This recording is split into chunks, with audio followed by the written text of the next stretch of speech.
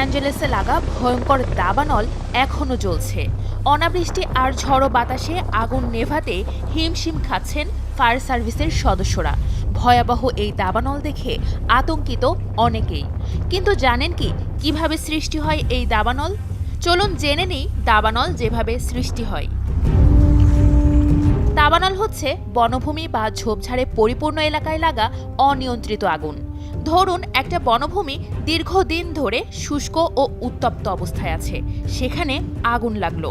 তখন স্বাভাবিকভাবেই শুষ্ক গাছ আর ঝরা পাতার সংস্পর্শে আগুন ছড়াবে দ্রুত এক গাছ থেকে অন্য গাছে।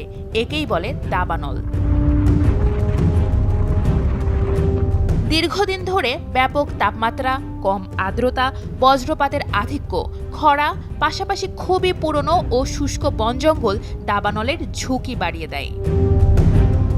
প্রশ্ন হচ্ছে, দাবানল কিভাবে হয়? এটা প্রাকৃতিক কিংবা মনুষ্যসৃষ্ট দুভাবেই হতে পারে। প্রাকৃতিক কারণগুলোর মধ্যে রয়েছে দাবদাহ, অনাবৃষ্টি, খরা, বজ্রপাত, আগ্নেয়গিরির লাভা। আর মানুষের মাধ্যমে এই দাবানল হতে পারে আতশবাজি, দেশলাই, লাইটার, জ্বলন্ত সিগারেট, এমনকি ক্যাম্পফায়ারের ছোট্ট আগুন থেকে। এছাড়া ইচ্ছাকৃত অগ্নিসংযোগের ফলেও হতে পারে। শুনে অবাক লাগলেও এটাকে দাবানলের অন্যতম কারণ হিসেবে বিবেচনা করা হয়।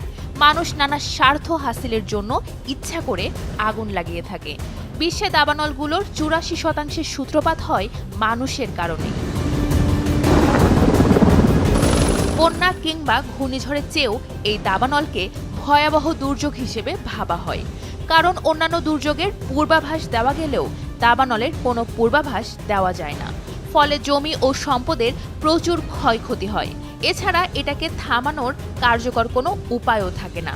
দাবানল কমানোর জন্য কিছু পদক্ষেপ নেওয়া হয়, যেমন পানি ঢালা হয়, যেখানে আগুন লাগে তার সামনের কিছু অংশ পুড়িয়ে ফেলা হয়, যাতে দাবানল এগিয়ে নিজে থেকে পুড়িয়ে ফেলতে না পারে। অগ্নি নির্বাপক রাসায়নিক পদার্থও নিক্ষেপ করা হয়। কিন্তু এত কিছু করেও দাবানলের গতি কমানো যায়, থামানো যায় না।